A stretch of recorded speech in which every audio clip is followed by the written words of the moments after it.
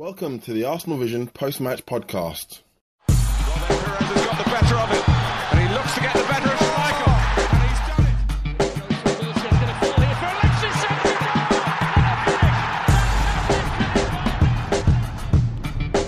Henry, chance.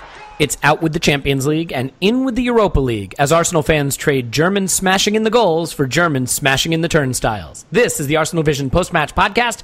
My name is Elliot Smith, and you can block me on Twitter, Yankee Gunner. I am joined, as always, by Paul. You can find him on Twitter at Pausing in My Pants. Hello, Pause. Woo! And we go now to our fair weather fan at the stadium correspondent, Tim. You can find him on Twitter at Stilberto. Tim, if you can hear us above the shots fired and the flares and the grenades, what is it like at Ground Zero, Emirates Stadium? It's quite different to hear noise inside it. It's been a little while since. Are you okay? Are your ears recovering? Can you hear me, Tim? Just about. Yes, yeah. So I'm all kidding aside, my pearls, I mean, we know how the media reported it, and I don't want to make light of the fact that I'm sure for some people it was an intimidating and potentially scary environment, and that there was some poor behavior. And obviously, you could only see what you physically saw and what you've heard told to you anecdotally. But since you were there, why don't you tell us how you experienced it in terms of the way the Cologne fans behaved, the way the club managed it, and the experience in the stadium once the game kicked off? It was all quite surreal, really. I didn't mind the delay in kickoff so much just because I got to have an extra beer, so that was all good. But I think particularly people with kids, like a 9:05 kickoff isn't fantastic, and I think really I've got fairly mixed feelings on it. I mean, on one hand, like Cologne basically got the game delayed by an hour, which was hugely inconvenient for a lot of home fans who either ended up not going or going at half time because having to get trains home and things like that. I think what was fairly regrettable was the kind of minority that were trying to charge the turnstiles. And by the way, if you've ever seen the turnstiles at Emirates Stadium, good luck trying to charge through those. If I'd have been one of the stewards, I'd have just stood back and said, yeah, I want to see you try this. You go for it, sir. I want to see how you think you're going to do this, because it's like Fort Knox. You can't charge those turnstiles. It's ridiculous.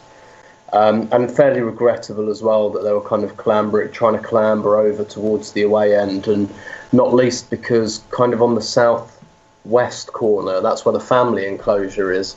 And there seems to be quite a lot of Cologne fans in the family enclosure, and it's unclear whether they actually bought those tickets or whether they kind of strong-armed them off of like kids and families. I don't know.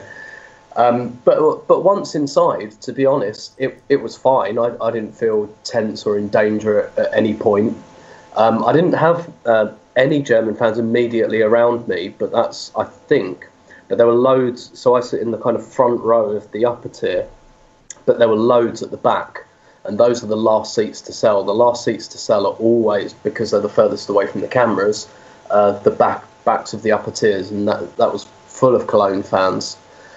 So on one hand, I'm hearing a lot of like Cologne fans saying, "Oh, we didn't know that it's not really in your culture to have mixing of fans," and it's a bit like, I mean, that's just stupid. You go, I've been abroad to watch Arsenal dozens and dozens and dozens of times, and you research stuff like that. You don't just like assume that footballing culture is homogenous. I'm not, I'm gonna. There's a little thing called Google, right? You can look this stuff up quite easily. So I don't buy any of that. I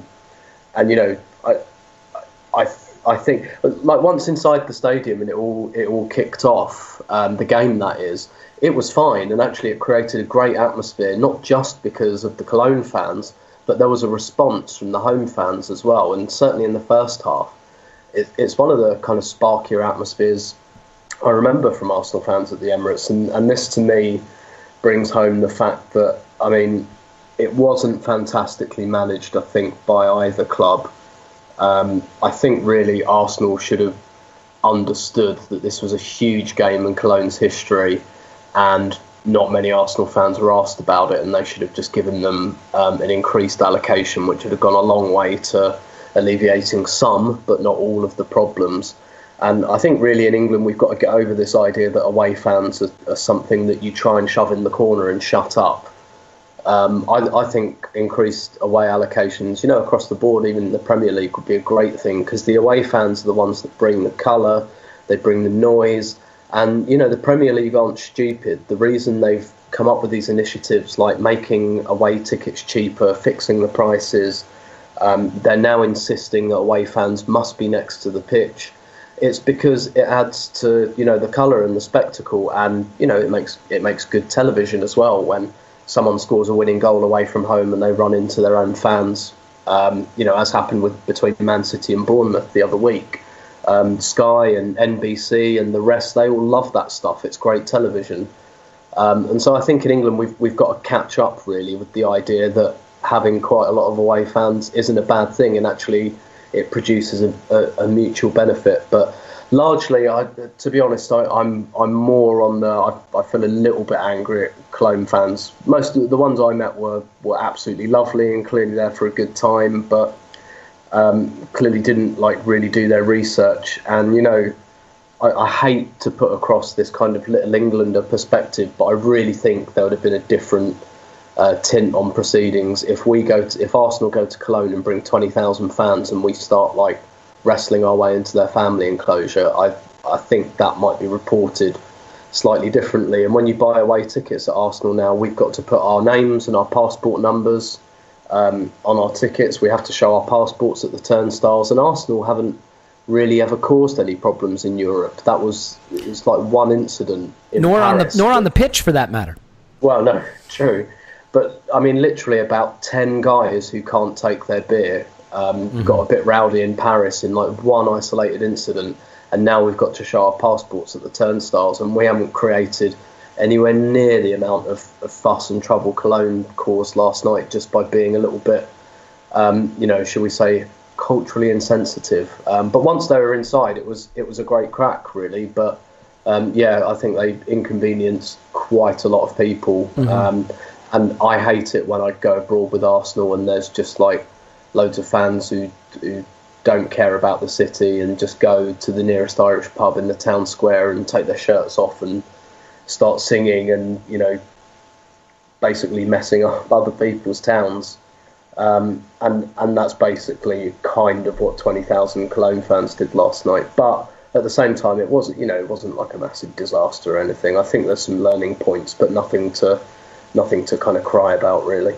Yeah, look, I mean, ultimately, I don't think that we should have nostalgia for, or rose-colored glasses for, the hooliganism period of English football and violence in football. And I think there's a tendency to talk about the modern game and what the modern game has lost. And there's certainly a soul of English football that I cannot pretend to be connected to, that maybe the game has lost. Having said that, people should feel safe going to a stadium. They shouldn't feel that after the game, the most exciting thing about the day is the gang fight that you get into. I mean, I've seen Green Street hooligans. That's not good stuff.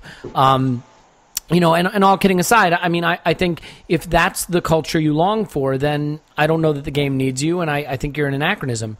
Having said that, there's a chicken and egg issue, Tim, I would suggest, where, in the United States, for example, and it's a very different culture. I mean, first of all, it's one huge country. There's a lot of things that are different about it, but we don't really have away fans and home fans. You just buy a ticket and you go to the stadium, and the stadiums are fairly peaceful places, and you could argue they're also fairly antiseptic places to some extent. I don't know that that's always true, but without getting into that debate, I think there is a chicken and egg issue here where when you put all the away fans together in one area, pen them in, and make them the enemy, it creates the opportunity for antagonism on both sides and creates a bit of an us versus them siege mentality that if they were sprinkled throughout the stadium and just there to enjoy the day and you're all just fans taking in the football, there may be some piss taking, but not as much hooliganism. Now, I realize there are certain fan cultures, Millwall for one, perhaps, in some countries where that may not be the case. But just really quickly to end on this, do you think that to some extent the block system where you put all the away fans in one area, penned in, treated like a threat, and bound together in that way, first of all, discourages the more peaceful away fans from going and encourages the more antagonistic ones and maybe hooliganism-oriented ones to attend the match and have that attitude? I think there was a time where that was true. I think that kind of element has gone, certainly in England. I think that's a very good point, that the whole social conditioning thing, I think Pandora's box is open and there's no shutting it now. I don't think we can go back to... Because it used to happen in like the 50s and 60s and, fans intermingled and things like that. But it's not part of English football culture. And kind of part of that's regrettable. But actually, to be honest, loads of people, talk to me who go to rugby and say, oh, rugby's great. Like, we drink beer in the stadium and we sit with the other fans. And it sounds very nice, but I've never been to a rugby match. That image or that kind of representation has never motivated me to go. There is, obviously, this is all on a very, very fine edge, but actually I kind of like some of that edginess, and I kind of like that us versus them tribalism. Obviously not when it goes too far, and I think the vast majority of people in English football stadiums now understand that it's a little bit pantomime, It's like inside the stadium, it's, we're us and you're all a bunch of wankers and the rest of it. But really, when they get outside the stadium walls, they're reasonable people. And, obviously you're going to get some people who take that too far. But I like that kind of us versus them edginess. I think it's one of the things that there's a reason, right, that it's true that football is pretty much the only sport where this has to happen. But at the same time, football's the most popular sport, and that's probably one of the reasons for it, because it's a little bit unique and it does appeal to you on a slightly base level. So, on one hand, I think there is. If you kind of intermingled everyone and gave them like strawberries and cream and champagne, you'd probably produce a very different atmosphere at a football game. But at the same time, going to away games and stuff, I quite like that little touch of hostility. Not too much, but just a little pinch. No, there's no question, for one thing, that it adds to the atmosphere in the ground. And you made the point. It's definitely a big part of the appeal to the people watching at home as well. So it all has to be stage managed. And I think at the end of the day, what happened with the Cologne fans is a little bit of a one-off, and it's probably best not to make too big a mountain out of that molehill. It doesn't sound like there were people that were hurt. There are always going to be people that misbehave, but for the one night, it can probably be looked beyond. Anyway, all right, well, that's enough from Tim for a while, I'd say. Let's actually talk about the game, because there's a lot of actually interesting stuff to talk about here, and obviously we will keep Tim involved, but it's time to bring Paul in. Unless, Paul, do you have sort of a closing word on the stadium, the situation with the fans, and how it should be handled? Who, me? Hey, welcome. No, I was just, I didn't really have anything else going on today. No, okay. It was great. I was just going to make the point that, with Olympic fencing, the competitors actually have swords. You're such an asshole. And yet the audience listens to them calmly and watches the sport. Yeah, so there it is. Maybe we should give the footballers swords. Okay, So, Paul, I think in some ways the first half of this game was the nadir of the three at the back system as an attacking impetus in terms of the way we build play. And the midfield was completely dysfunctional, in my opinion. There were huge swaths of the first half where Pear would swing it to Holding. Holding would have no one showing for him. He'd be bracketed by defenders. He'd swing it back to Pear. Pear would swing it to Monreal. He'd have nobody showing for him. And the only way to start an attack was for one of the center backs to carry the ball into the opposition half until somebody could be found, usually a fullback who was pinned against the sideline with defenders all around him, or the ball had to be kicked long to a forward. There was really no connectivity. Jesus Christ, I'll wait 15 minutes for my question, and you bloody answer your own question. Fuck. All right, well, look, so here's my question, though, to you, I think, is to what extent do you think the system is failing, or to what extent do you think the El Neni Iwobi midfield was responsible for what seemed to be a pretty inept build-up play from midfield? Yeah, this was if I had imagined a question from you, this was it, because every negative element combined into one 5-minute rant. Well, no, because it's a both answer, right? I mean, how often does Arsene change personnel and system at halftime, maybe a little more often recently than historically. But, he made that switch at halftime because, as you said, this wasn't just a personnel issue. This was a system issue. There wasn't one, although he brought on Kolašinac, this wasn't a one-person fix. I agree with your summary of the problems. I mean, the midfield wasn't working. And not that anybody did terribly. It just, as a combination, as a setup, it didn't work. You had Alexis dropping into the midfield for somebody to create something from a little deeper in the first half. As Wenger himself said, we were playing too deep because, nobody could split the lines with passing. Nobody could create. We had lots of possession, but that was possession that a lot of the centre backs were trying to do something with because El Neni did okay, knocking it from side to side or maybe with a bit of an angle, but no penetration. Iwobi is not a penetrative passer. He wants to run at the box and threaten them going backwards while they were sitting in a low block. You could have said before this game started we didn't have the personnel to play a 3-4-3 because we didn't. I kind of understand why the manager was reluctant to dump the system at the start of the game, but he didn't have the players for it. I mean, we didn't even have the centre backs for it. We had enough centre backs, but they weren't the right centre backs to play 3-4-3. Monreal's probably okay. Per with some speed the other side of him might be functional in this, but he's really not suited to it. Midfield couldn't create anything.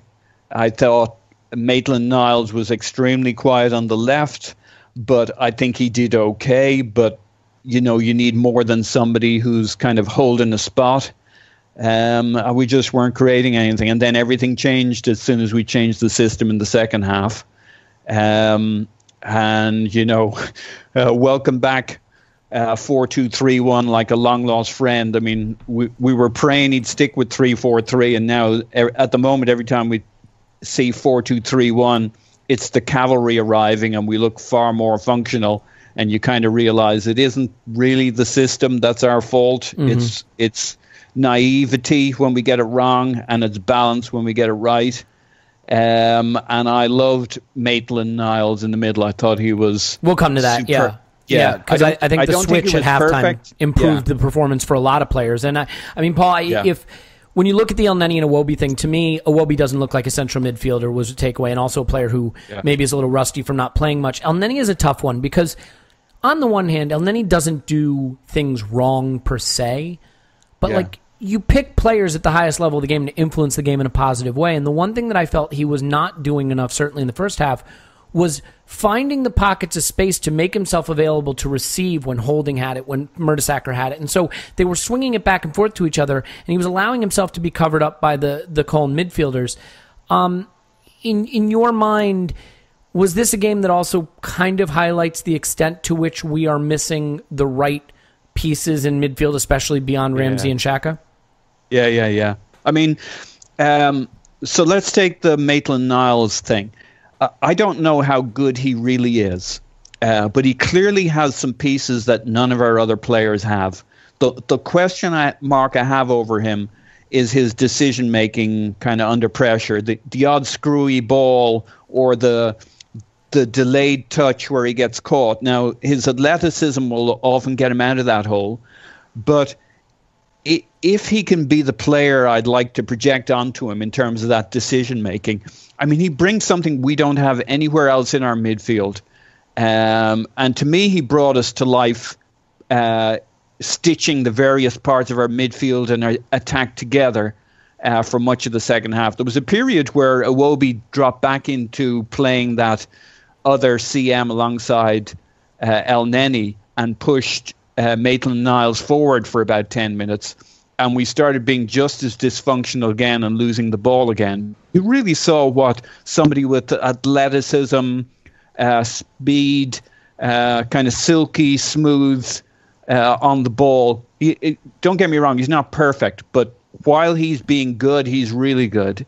The worrying thing is you see these moments, not so much in this game, but other games where his decision-making makes you think he's either very young or he's just a little dodgy on some of the decisions he makes. And the fact that Arsene doesn't seem to trust him. I mean, even in this game, the obvious call for me was to start him in central midfield.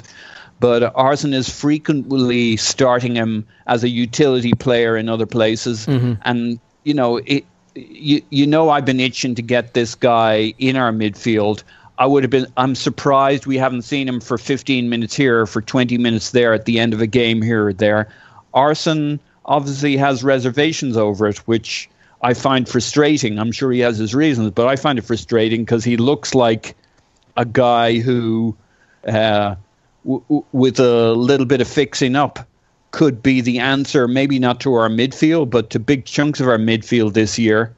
I thought it was great. I thought it's the first time beyond, even when Ramsey and Xhaka look good, they don't look complete. They don't look like a pairing that can handle any situation or pressure or handle a press. Well, we've harped on it before. Team. There's no one to carry the ball forward in that duo. There's no one to progress the ball with by dribbling or carrying it forward.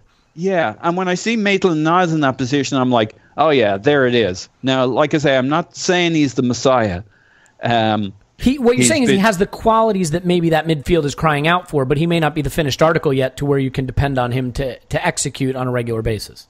Yet or ever. I suspect Fair enough. he has a flaw, but when you see him playing, you're like, oh yeah, we haven't had a player like that since when? Jack at his best. Well, I'd submit Santi Cazorla is far superior, but he does it differently. Does it differently, but when you saw Santi there, we looked like a complete midfield, but he does it differently. So. And with Maitland-Niles there, with Alexis doing his thing pushed further up, Kolašinac so much more impactful. Theo suddenly made sense on that pitch. He didn't have a great game in either half, but he made sense in the second half. He did a lot of runs in behind. He actually got one or two where he got his offside timing right, and he was impactful on both goals, even if it was by accident. But he still had. He was in the right place doing the right things and made the runs. So. Mm-hmm. Well, I mean, look, ultimately, whatever the reasoning, the system wasn't working. And Tim, I guess my question for you, I got a couple of things. First of all, in terms of the failure to be able to progress the ball up the pitch and the sort of sterile domination thing that was going on, do you blame that on the system in particular or the midfield selection specifically? A little bit of both. To be honest, and I know you highlighted it as well on Twitter with some screenshots. Every single time one of our centre halves had the ball, they didn't have any options because Iwobi's not a central midfield player, and he's certainly not a central midfield player in a fairly inexperienced team that hasn't really played together before. So I mean that really didn't work. I think what was interesting, I read quite a good article about El Neni today, actually, on a website called License to Roam. And they were kind of talking up El Neni a bit, actually, and they were saying, he's pretty unspectacular and he's quite unfussy. And in some games, that's not what Arsenal need, but in some games it is. Basically, he was saying there is a bit of a call for Arsenal to have a fairly functional, boring, just keeps the possession ticking over type of midfielder. For the reasons that you guys have gone into already, is not that he's brilliant at that, it's just we lack that so obviously. And what I thought was really interesting was that apparently El Neni hit 10 successful long passes last night, which is a change in style for him, and whether that's just because Xhaka wasn't there and he felt that responsibility, or whether, I think possibly more likely, the players were just so far apart that he kind of didn't really have any choice. That's what I saw. That's 100% what I saw. Yeah, yeah, exactly. He didn't have the midfielder 5 yards away from him to play that sideways pass. He either had to go back to a centre-back or, the next player really was 30 or 40 yards away. And it really didn't click. And I think Iwobi and Alexis were kind of getting in each other's way because Iwobi wants to be in that kind of area of the pitch, and he didn't really know where to be. And one of the big strengths with Alexis in that kind of inside forward position, and we saw this much more in the second half, is he really likes to combine with the left wing back. He really likes that ball, into the channel between the centre half and the full back for the wing back to run onto, so they can get to the byline and cut it back. And we've seen Nacho do that a few times. We've seen Kolašinac do it several times. And I know you were talking about the quality of his cross to Welbeck in the last game against Bournemouth, and those are kind of, Alexis really enjoys that kind of relationship, and obviously he's not going to get that from a right-footed player that isn't a wing back in Maitland-Niles in the first half. So it was a little bit on the kind of the scatty side really in central midfield, and I thought that Xhaka might play actually just because of the lack of options, because he can't start Wilshere yet, because Coquelin's injured and he didn't really have a natural fit, which is why I don't think he should have played the 3-4-2-1. I think he should have played a formation that fitted the players he had, which he did in the second half. But yeah, and that kind of brings me on to the next point. Now I'll let Paul start with this. We can come back to you on it, Paul. I mean, is the issue that we're seeing that if Arsene really wanted to stick with the 3-4-2-1 this season, and if the back three is something he's really committed to, that the piece he had to go out and get was a midfielder to complete that squad. This is a squad that was constructed to be a back four squad. That's all he's ever played. And he made a switch in the middle of last season, taking a back four squad to being a back three. And it's not built that way. Now, he does have the luxury, or he did have the luxury of having a lot of center backs. He seems to have been desperate to get rid of them all. But he has the luxury of having the center backs and potentially the right wing backs. He did go out and get Kolašinac, so that was a step in the right direction. But really the missing piece, whether it's next to Xhaka or next to Ramsey, is that guy, a Naby Keita type, a Kovacic type, a guy who can be box to box with a little more defensive instinct, who can carry the ball out of pressure. I realize I'm describing like every great quality of a midfielder, so forgive me if that guy maybe doesn't exist. But is that really the issue? He does. He's Naby Keita. He is Naby Keita. Unfortunately, he's going to Liverpool. But so, I mean, is the issue that there was clearly a missing piece in terms of what's needed in midfield for this system to work, and we didn't go out and get it, and now we're seeing that no matter how we try to line this all up, it's the missing piece in midfield that prevents the system from really excelling for us? Yeah, but I think you've done a really good job of outlining that. I think that's absolutely right. I mean, to be honest, we'd be missing that missing piece in the 4-2-3-1-2 over the space of 55 games, because we have identified a midfield pairing, but not much beyond that operates. And but you get the extra man in midfield, right? I mean, you have the extra body there, so you can at least have some control in the middle of the park that we don't currently have. I'll grant you. But we don't have the wing backs either. I mean, we saw that last night, right? Nobody's injured, and we were scratching our head. We had to play Bellerin a second time. Yeah. And Maitland-Niles on the left, and people say, well, we can play Monreal there, but Monreal will get caught out as a wing back over if he's to do an extended stint at left wing back. There are going to be teams he plays against where he doesn't have the speed for it, and it's a long season. That'd take quite a bit out of him. And then who do you put in at left centre back? It's not. We have basically 2.5 wing backs. We have I'll Bellerin, fix it in post. Yeah, we have Kolašinac, and we kind of have Monreal for a few games, but you wouldn't want to have him there for half a season. So we don't have the wing backs. I would say we don't have the centre backs. You'd want to have kept Gabriel if you're playing three at the back, and let go of probably Chambers because you got Holding. So I don't even think, I think there's three different areas of the pitch where we don't have the right players, and then we've too many forwards. And that's, you're seeing the repercussions there, by the way, just to cut across you, because that's what people like about me, is, with someone like Iwobi, who we were purring about at the start of last season and was one of the first names on the team sheet, but now that there's no room for him in this system, and he doesn't really look like a central midfielder, he's kind of lost his way. And this is a player that we're in danger of kind of losing a little bit in terms of his development, because there's no clear fit for him in this system now with the way that the squad's constructed. Yeah, I think the one thing, that's right. I think the one thing we've achieved over the last game or two has got people off the drug of 3-4-3 and quietly not admitting they're kind of looking for 4-2-3-1 to come back. I think a mixture of the two sounds good, but I think we'll pretty soon be just 4-2-3-1ing it, because the issue at the end of the day is balance, awareness, avoiding naivety, and a strong, capable midfield, and we can be exposed at 3-4-3 when teams know how to play against us or how we'll play. So. And Cologne did find spaces. They didn't execute very well on the counter, but they did find spaces. And I think, instead of Xhaka turning the ball over with bad passes, which has kind of been a feature of his game this season, what we had was just the center backs shuffling it back and forth and then eventually kicking long when there were no options. I don't think that's a whole hell of a lot better. Tim, and not a lot of pace in that back in our center backs. I mean, stating the obvious there, but that's an exposure when your wing backs are pushed forward.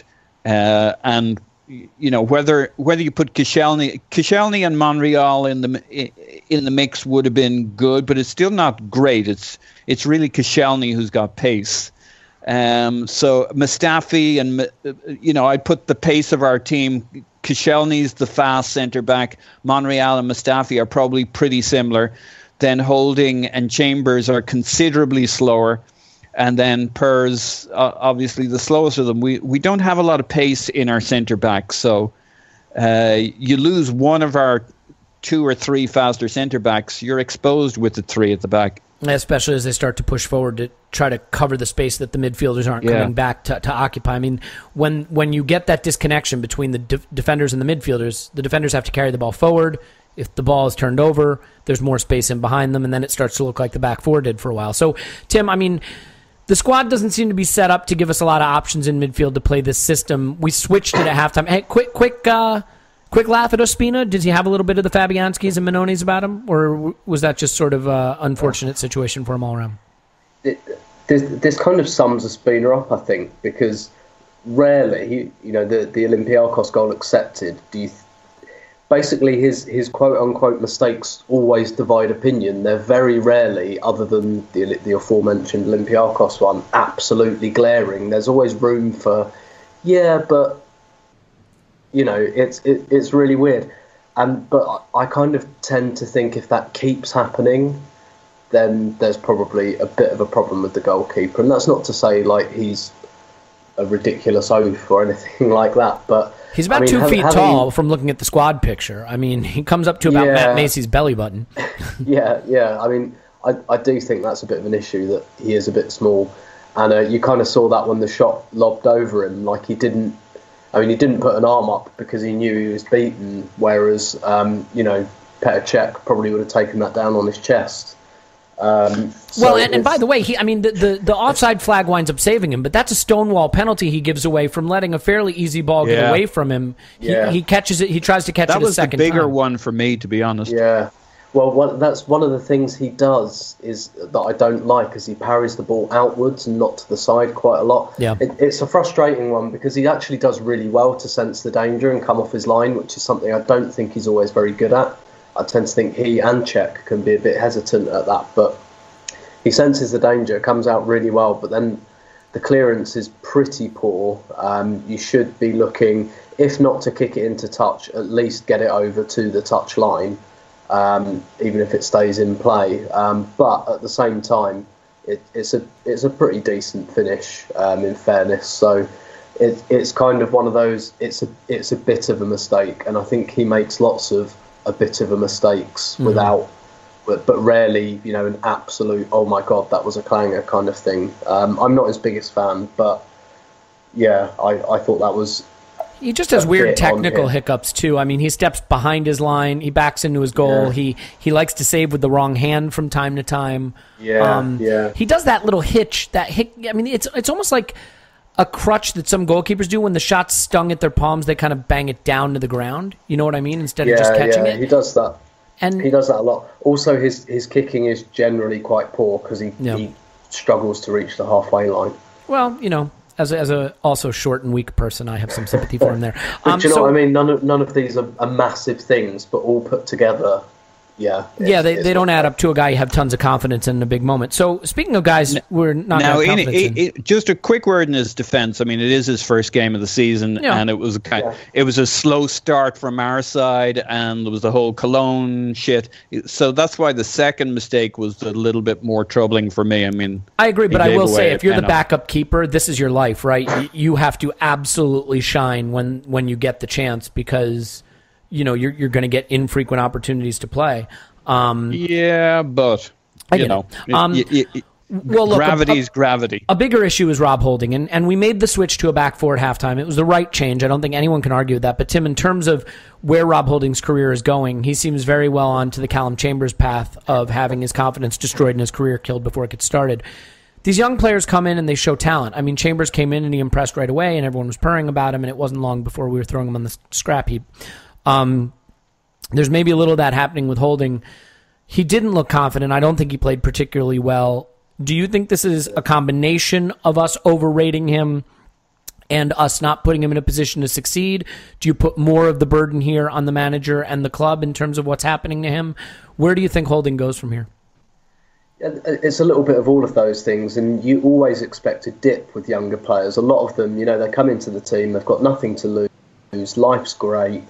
And then they get a bit of a reputation, people start to notice them, and it's like the difficult second album. When you record the first one, you don't know where it's going, and all of a sudden it's successful and you're riding the crest of a wave, and then you've got to sit there and write the second one. And my first one was horrible, by the way, so I just shortcut. Just make the first one bad. Worked for me. And my new EP is out next month now. But Rob Holding, of course, everyone always overrates anyone new and anyone young. As fans, we will always overrate those players. Go back and look at Arsenal.com's Player of the Month for August for every year. It is always, always, always a new signing, or if we haven't had a very busy summer in the transfer market, it's usually a young player that's come in, because new is different, and that means it's great. So there probably is an element to which we overrated last season, but he was genuinely very good at the end of last season, and to some extent this is to be expected. How we handle it and how he handles it will be absolutely crucial. But Rob Holding's got two things that are kind of gone against him here. First of all, he's a young player in the Arsenal team, and quite a lot of our young players, I think quite a lot of young players in general, go this way. They start on the crest of a wave and have a bit of a dip. He's also a central defender in Arsenal's team, and this is an incredibly well-trodden path where I remember Pascal Sigan's first 6 games for Arsenal. Everyone thought he was amazing. I really remember we won, I think, 6 of our first 7 games, and everyone was going, this Sigan's amazing. And, Senderos looked brilliant in his first few games. Giroud looked brilliant in his first few games. Chambers, there's so many of them, and not necessarily just young players. Even Skilacci looked pretty decent in his first 5 or 6 games for Arsenal. But then that, we traumatised them when that realisation hits that, oh my God, the other team are breaking and it's just me. These guys are coming in with baseball bats and I'm stood here with a spoon. And it damages players, not just young ones, even experienced ones like Sebastian Skilacci. Look at what we do. He's been very vocal since leaving the club, by the way. It's sort of pinning the blame on being a defender at Arsenal. Exactly. But even look at Sol Campbell walked out at half-time. Sol Campbell is one of the best English centre-halves ever, and we drove him to literally leave the stadium at half-time. William Gallas was a brilliant central defender for his country and for several clubs. Look at what we drove him to. Crying on the meltdown. Pitch. Exactly. So, basically, if you're a central defender at Arsenal, you're probably, this is why I love Lauren Koscielny, because, how on earth he sleeps at night, I don't know, because most Arsenal centre-halves don't manage that. And kind of the same with Per, and Per got slaughtered a bit and still doesn't really get the credit he deserves. But if you come into that environment also as a young player as well, That's double bubble really, and it's difficult not to worry a little bit about Holding. How he comes out of this little period will be absolutely key. Really, I hope in a couple of months we're just looking back on it as a normal glitch you get with young players, but at the moment I think he just has to be kept out the firing line, not least because this team's just so dysfunctional, really, and it's not a place for kids. Quite frankly, and until it is, we should probably try and minimise the game time of some of the younger players, I'm afraid.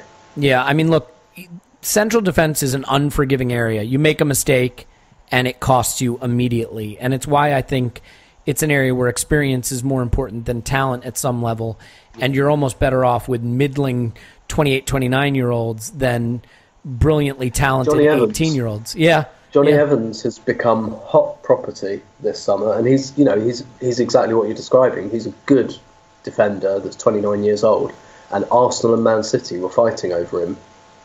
Yeah, and I mean, you look at John Stones and what he cost, and it was well chronicled, and the growing pains he's going through. It's not because I don't think Stones is a talented player. It's a position that just you have to have experience, and when you move in with new partners, and your partners are constantly shifting, and your system is constantly shifting, and then, oh, by the way, you're putting one-on-one defensive positions on a regular basis, you're just going to get brutalized, and it's happening to Holding, and the hope is that he will be able to come back from this, and it'll be interesting to see what the manager does, because by shipping off Gabriel and clearly not trusting Chambers, Holding is in line to be a critical player for us one way or the other. So he's just going to have to get his head down and figure it out. Paul, the impact Kolašinac made is clear. He was dangerous. He was effective. He scored a stunning volley.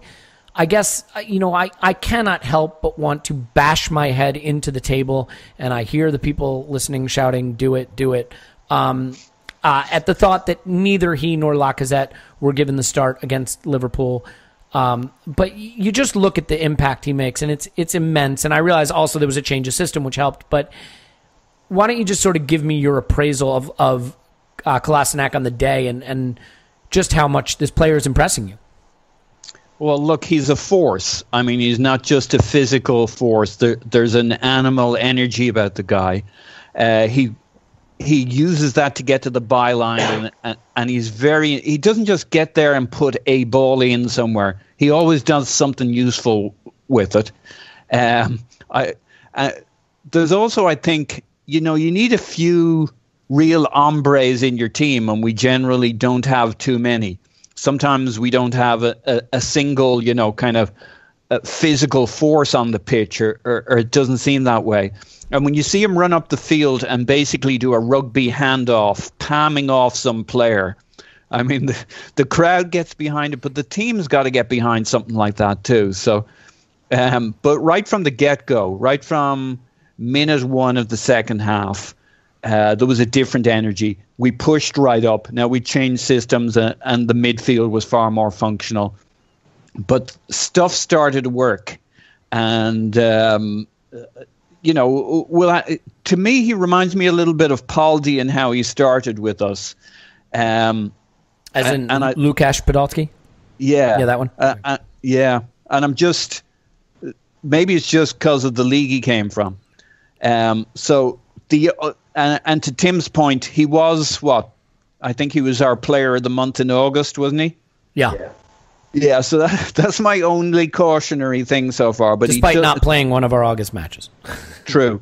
But he looks like a man who's not for moving. So I'm pretty hopeful that this will hold out. Plus, he's our only left wing back, unless you're really going to double duty Nacho. So our eggs are in this basket. The reductive analysis of him is just that he's a beast because he's a big guy, but he has real pace, real quality. He did that one. Was it a pirouette or whatever you want to call that? What game was that? Was that the Leicester game where he did the full 180 spin to get away from a tackle? Sounds right. And then he plays in really clever and thoughtful balls when he gets to the end line. He has a good touch. Obviously, you can see that he can finish, and I think his size makes the analysis of him a little reductive, but he's a very elegant player in some ways, which you wouldn't expect just to look at him. I think a player who can be very elegant, but for some reason is dividing opinion these days, Tim, is Alexis Sanchez. He scored a typical Alexis Sanchez stunner. It was great to see a player that probably needed something to lift him through what has been probably personally a challenging time for him, and I think he's someone for whom his emotions impact what you get from him on the pitch. He is a guy who is capable of producing the brilliant, but when the brilliant doesn't come off, the rest of the stuff is pretty poor. He's a giveaway merchant. He is a giveaway merchant, but he's also sliding in incredible little through balls to overlapping wingbacks and playing great chip balls and scoring wonder goals. Tim, I have a theory that we have never gotten the best from Alexis other than the period when he played center forward. And I know he's had prodigious periods for the club before, but that his worst qualities are most emphasized when he's playing out wide or behind a striker, and his best qualities are limited, whereas when he's at center forward, he can pop up in different places. If he loses the ball, it's not in as dangerous a situation. He's more capable of influencing the game with his attempt to pull off difficult skill without hurting us when it doesn't come off. I mean, has his contribution dipped, or is he another one who maybe isn't being done a lot of favors by the way he's being utilized? I don't think it has, actually. I think creatively he's much more part of the game now. And as you say, like, sometimes there are elements of that are frustrating, but quite often there's not as well. And quite often he's really capable of threading a pass in a way that probably only Ozil can match in the current squad. And it's a valuable commodity. He doesn't always get it right, and it's quite annoying when he doesn't. But I actually think, I like you, I really liked him at centre forward last year, and I think we should have persevered with it a bit longer. Now we've got Lacazette, I'm a bit more relaxed about that. But I do like Alexis and Ozil in these inside forward roles. I think they hit a kind of happy medium, and the other added benefit is they keep those two players nice and close together. I really like the fact that Alexis and Ozil are kind of on the same line of the team. If you call it's a 3-4-2-1. I like the fact that they're in the two together, because they have the choice to combine, but also, they're a little bit detached. They're a little bit taken away from the structure, so they don't have to worry about being midfielders or wingers. They have a fair bit of freedom, and I quite like that. I mean, there were, particularly in the first half, there were elements of Alexis' game that were really frustrating again. I think most of that, some of it was, like I said earlier, Iwobi kind of getting in his way and Maitland-Niles just not being a natural wing-back. And part of it was just the fact that he's not match sharp, and he's probably not going to be for another couple of weeks, but he seems to be getting there slowly. We've also talked a lot, by the way, that Giroud up front is not necessarily the best fit for him specifically. No, exactly. And, I think Walcott and Alexis have a great partnership when Walcott's out wide, like properly out wide, but not so much when they're kind of together in that two behind the striker. I mean, largely because that just does not suit Walcott at all. He doesn't know how to play that position. But yeah, I thought I don't read too much into it. I was pleased with Alexis's contribution at the end of last season when we changed shape, and we went to that 3-4-2-1. I didn't like him quite as much on the left wing, but I like this kind of happy medium inside forward with a wing back going outside him. I think that works quite nicely. And yeah, I thought the thing is, right, nothing in his manner has changed whatsoever. He will always be, an expressive, demonstrative player. That is always who he has been. It was who he was at Barcelona. It's who he is when he plays for Chile. And let me tell you, there is no club that will come close to him. To what playing for Chile means to him, and he's exactly the same when he plays for Chile. He throws his arms up, he's on his haunches, but because of the situation he's in Arsenal, that's going to get really, really scrutinised this year, and I think that's going to get a little bit tiresome as well. But I mean, personally, I've never had a problem with him being expressive and demonstrative. I think the problem has come with him being the only one. There was actually an incident, I think, at the beginning of the second half where Iwobi, it wasn't for the goal, but Iwobi, I think, slightly overcooked a pass to Alexis. and Alexis kind of turned around and said something to him, and Iwobi he told did him do to it for the fuck goal off. also, by the way. He did. But Iwobi turned around and shouted "fuck off" at him, and I'm perfectly okay with that. I think that's kind of how it should happen, you know. Yeah. Like if you've got one guy, I'm perfectly happy with Alexis, you know, making his feelings known when a pass isn't right, and I'm perfectly happy with the guy telling him to shut up. I think that's fine. Like I find it really weird how precious a lot of Arsenal fans are about this. I don't think the problem is that we have Alexis doing that. The problem is that nobody's shouting back at him. I mean, when you look back at the, you know, everyone always harks back to the Invincibles all the time. You know, when that dressing room had Sol Campbell, Jens Lehmann, Dennis Bergkamp, Patrick Vieira, Thierry Henry pouting away in it, what did people think was happening? You know, they were having it out with each other, but the difference was when Henry kind of did his pouty, oh, that was a bad pass, you know, Bergkamp or Campbell or whoever was shouting right back at him, and then it's fine, and then it's done. You know, obviously you don't want that to linger on and to become a big thing, but, you know, in the heat of the moment, that was a shit pass, shut up and fuck off. That's fine, it's all dealt with then.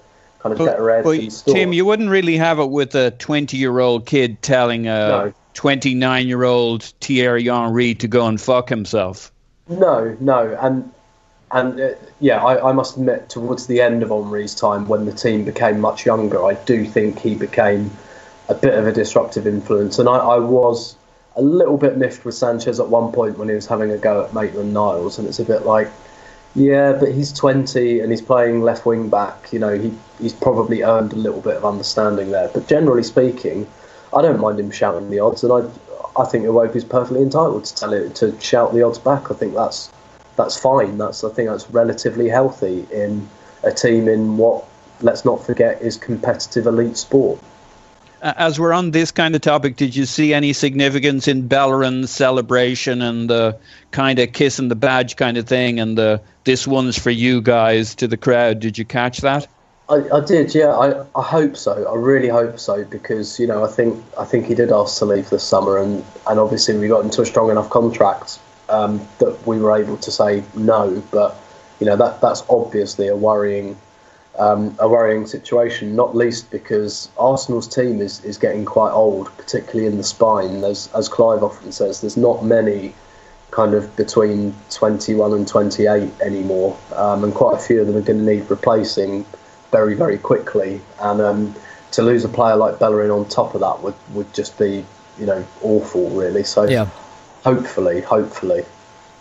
Well, all right. I mean, look, Alexis gets the goal. We take the lead. We then get a goal from Bellerin that was set up quite brilliantly, although maybe a little fortuitously, and I thought Theo did well to get the shot off in the first place, and overall it winds up being a fine result. But we did have some interesting things towards the end of the game. I mean, for one thing, I definitely think we saw the benefit of switching to three in midfield, away from the back three to the back four, and, you know, we'll come to the Chelsea game in a moment, but I think we have a few little takeaways from this game still to get to, and one of them is just Jack Wilshere getting on the pitch. I'm not going to come to Reece Nelson. I don't think his involvement was sufficient to warrant dissecting it, given that we're approaching the hour mark, unless you guys really feel a burning desire to go into, 8 minutes where he hardly touched the ball. And Paul, I think you already covered Maitland-Niles when he moved into midfield pretty well. I think he impressed, and we can certainly keep that topic open for the future, as I'm sure we'll see him against Brighton, maybe even in his preferred midfield spot. But as far as Jack Wilshere, I don't know. I mean, people really want him to be the Jack of old. I think there is a lot of sentiment, especially among England Arsenal fans, which is totally understandable, as, he was someone that there was big hopes of him being the future of England and the future of Arsenal. A lot of people wanting to see the best of his contribution, but what I saw as a player whose touch isn't as crisp, and understandably, I mean, he's not match fit, but the ball gets away from him a little more than it used to. When he tried to make those sort of trademark runs through midfield, his second touch was heavy and it was taken off him. I thought the dummy that led to the goal, you could argue that it was clever, but I thought it was kind of a punt to let someone else take it. I don't know that it was really on. It just kind of worked out, and he had a lot of space in the box to run into. What was your take? I think it would have been on his right foot too. Yeah, well, so either way, I mean, I'm struggling to see a player there that can be the guy that makes a difference for us in midfield? I realize it's very early in just his first initial contributions. How did you feel seeing Jack back on the pitch for Arsenal? Well, emotionally, I liked it. I thought he did great, kind of, considering everything. But I don't think you can read a lot into it. By the time he came on, he had a lot more space than he would in a highly competitive game where he's to graft something out of a small amount of wiggle room. So I don't think you can. This was a nice runaround from Jack. It was nice to see. He did a few nice things, but he had space and he had time. He was also freed up in that he was basically in the kind of the attacking midfielder spot, so very little responsibility. I agree with you. People are getting way ahead of themselves on him being the answer. He's basically played about a few minutes more for us than Reece Nelson did last night, and we're not judging him. So yeah, this is more about us than him. I'll still go back to Wenger saying 2 seasons ago he needs a good 7 or 8 starts before you can judge his performance. Had this been a much tougher game, I think we'd have to be explaining how he hadn't had a good performance and making excuses for him. And the manager keeps saying, he hasn't got his burst back yet from training, etc. So if he had a great game towards the end of last night, if that's what people think, that was more about the game than about Jack. I'm not knocking him. And if anybody's seen my profile pic, I'd be the happiest man maybe 3rd or 4th happiest man on the planet if he came back and was the Jack of old, of very old.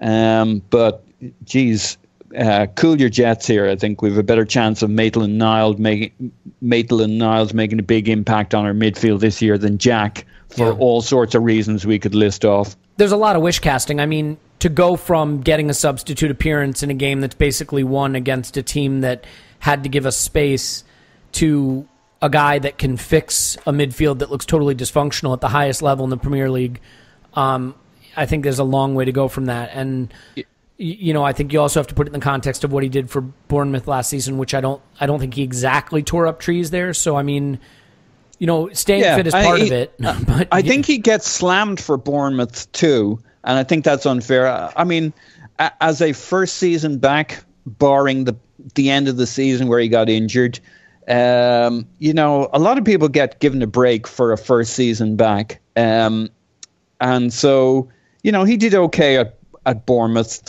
You'd want to see a second season before you really start judging him there. Yeah. Not that a lot of people get a lot of seasons, but I'm very much in I'm from the show me state. I'm not really, but as they say in Missouri, he's got to show it first before we all. Haven't we done this season after season? I love Jack. The good thing is it's not a long time till that Carabao Cup game comes up, and so I mean, in theory, he could have another game within a week to get on the pitch, and I think it's not 6 weeks till we see him again, and that could create some momentum. If he's going to take his chance, this could be an important period for him. Yeah, but I'm just going to park it even for the first half of the season. I don't care if he has a good game. Mm-hmm. That's not the point with Jack. Jack's had good games for us in the past, and it hasn't amounted to a good season or a good half a season for us. So just stay calm, everybody. Yeah, I think that there's definitely some jumping to wanting him to be what I don't think he clearly looks like he is yet. And we'll wrap up on this for this game, and then just quickly touch on Chelsea, because by the time this pod comes out, it'll be less than 24 hours until that match. So, Tim, I think another takeaway from this, will be the continuing debate about whether the back three should be done now, whether we need that extra body in midfield more than we need that extra body in the back line. But another one is Theo Walcott, and while I don't think he was terrible in this game in the way that he can be, I think both he and Giroud looked a little out of place in this system, and to be fair to them, they were playing with some guys that aren't necessarily first choice, an entire second choice midfielder playing left wing back. But do you see, Theo in particular having basically no role to play if we are going to stick with this system? Yeah, I think that's quite obvious by now that he has no role to play in this system. He just doesn't know how to do that kind of, because there are a couple of ways of doing it right. Playing in one of those two behind the centre forwards, you either the way kind of Welbeck does it is he's like a second striker that comes from deep. He doesn't play it like a number 10. He plays it like a striker that just makes the run 10 seconds later. And that's the mould, really, that Theo should be looking for. But I just don't think he's really got the brains for it. Fair enough. And quite frankly, there's one area of the pitch where Theo is absolute dynamite, and that's that little corridor of space between the centre-half and the full-back. You put him there, and usually there's trouble for the opposition. It's where all his best moments come from. The channels. And this formation just doesn't see him get there enough, or not in a way where he receives the ball, front on goal kind of thing. He's sometimes he's there or thereabouts, but he's receiving the ball with his back to goal and he's knocking it wide to Bellerin. He doesn't get facing the goal in that channel. That's where he's really explosive, and he just doesn't get there enough. But sorry, excuse me. You're not excused. One thing, actually, I was looking at the squad last night and I was thinking that the kind of problem with ditching the wing backs really is we don't have a lot of wide players anymore, with Chamberlain gone. And I know Alexis Sanchez and Iwobi play kind of from wide, but if Arsenal do go back to a kind of three up front, then Theo's got a good chance, because we don't have anyone that creates natural width now that Chamberlain's gone. And as you guys were alluding to earlier, that also means we don't have many dribblers without Sanchez, and those are two areas where I think as well the squad is quite short. So it's a really weird one for Theo. If we persist with this, he just has no place here, and he seems to be getting into Kieran Gibbs territory where he just needs to move for his own sake and do something else. But if we suddenly go back to a kind of three up front, he's bang back in there. So it's quite an odd situation, really. He's a very specific player with a very specific skill set, and at the moment we just don't really have much call for it. Yeah, it's like Liam Neeson. I mean, if you're trying to get revenge on people that kidnapped your daughter, perfect skill set. If you're trying to play a back three, it's just not for him. So Tim, I mean, real quick, and then I'll come to you on this as well, Paul. But I look at it this way: Arsene Wenger is never going to be Pep Guardiola. He's never going to be Antonio Conte. He's never going to be Pochettino. He's never going to be Klopp. He's never going to be a tactical master.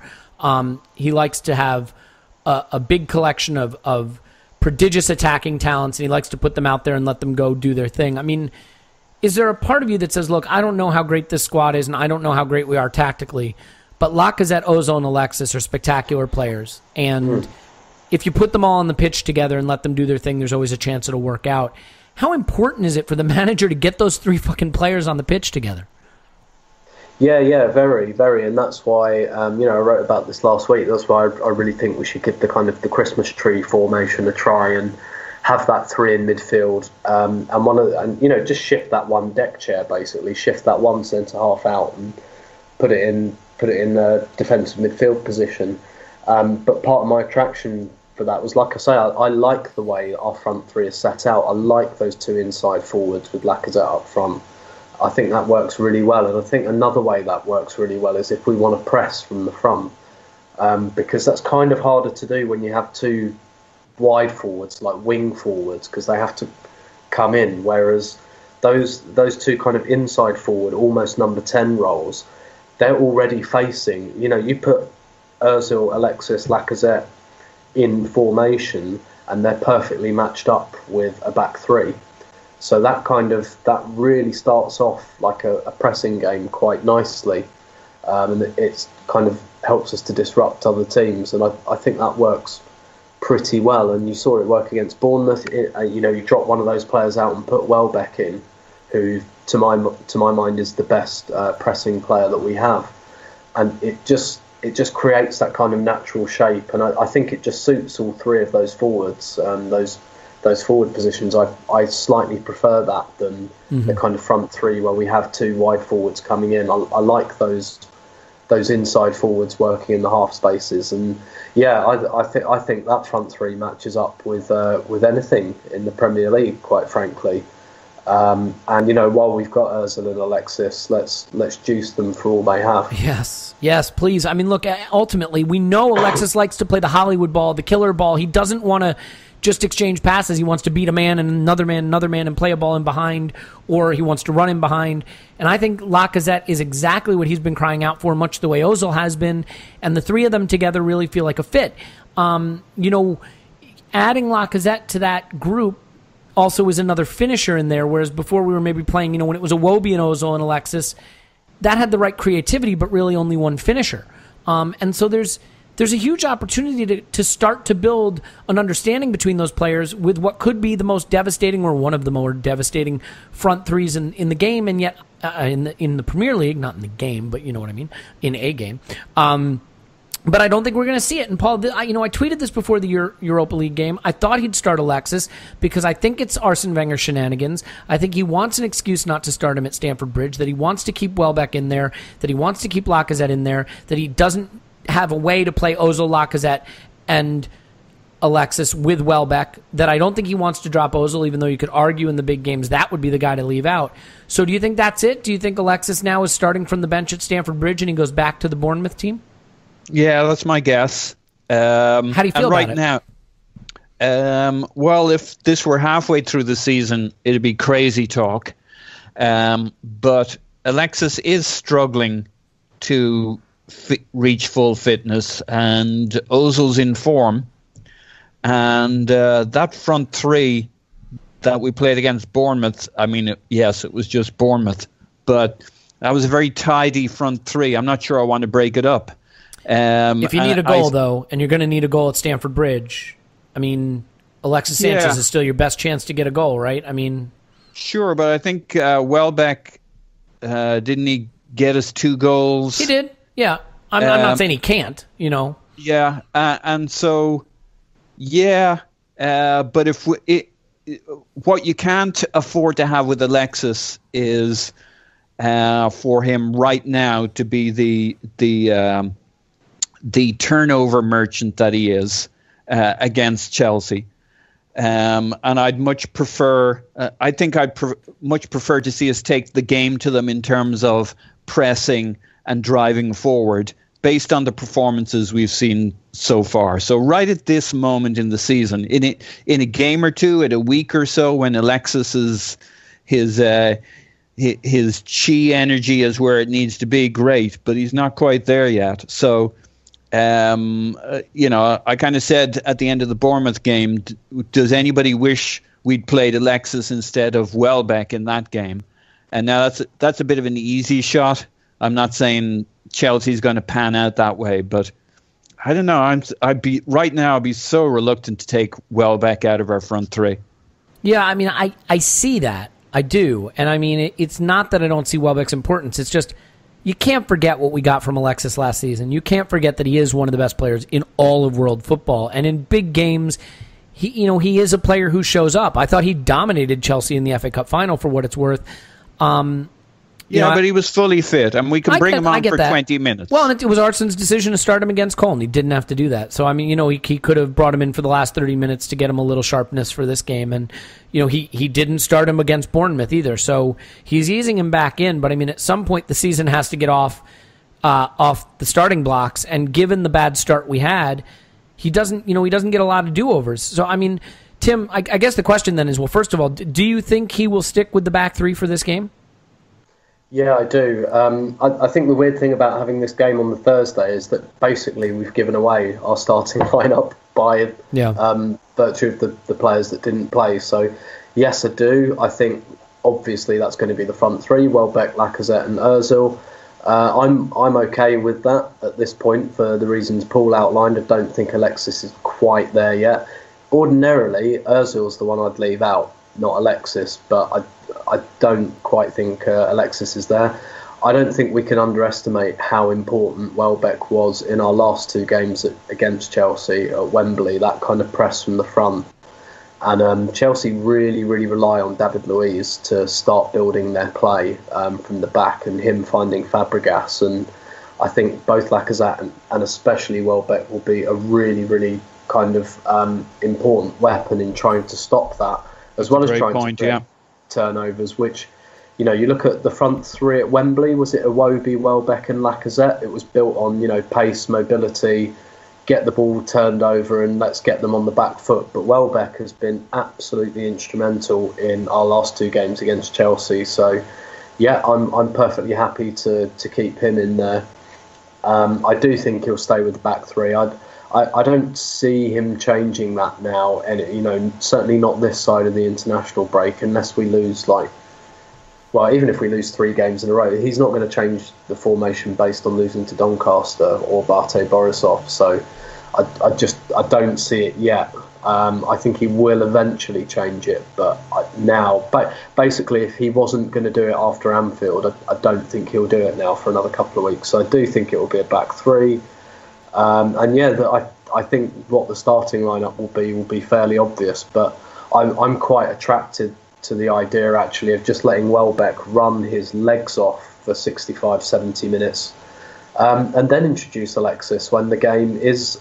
But perhaps going to be a bit more stretched, a bit more chaotic, and what a weapon to introduce from the bench. And like you, in the ordinary run of things, I wouldn't dream of leaving Alexis out. But I think it makes sense just because he's not that fit, and Welbeck's playing very, very well, and Welbeck has a particular skill set that Chelsea struggle to deal with. Yeah, I mean, look, I can understand the reason to do it, and yet the thing that aggravates me again is you go out and you get Lacazette, and you look at Ozil, Alexis, and Lacazette, and you think that's a trio that could really work well together. The qualities seem to mesh. They seem like the kinds of players that could really benefit from having one another on the pitch. He has yet to get them on the pitch together. He has yet to give them the chance to mesh, and we're going to be in the late September probably before we ever see them start the same game together, if even by then. And you just wonder, you know, how do you build a squad? How do you prepare a squad? You know, in theory, I would have loved to have seen us start our first game of the season with Ozil, Alexis, and Lacazette up front. I realize Alexis's schedule and health situation and training and all that made that not a possibility, but we're once again going to be in a situation where we're probably into October before our 3 best players in the squad have played together, meshed well, and really have an understanding together. And by then, at least domestically, who knows what will be left to fight for. And some of what's left to fight for will be determined by what happens in this game. I mean, you win and you're level with Chelsea on points. You're on 9 points. You're not cut adrift. You're still right there. You lose and you stay on 6. And you're starting to lose contact with the top 4 to some extent. And I realize there's a lot of football still to play. Well, what's the alternative, Elliot?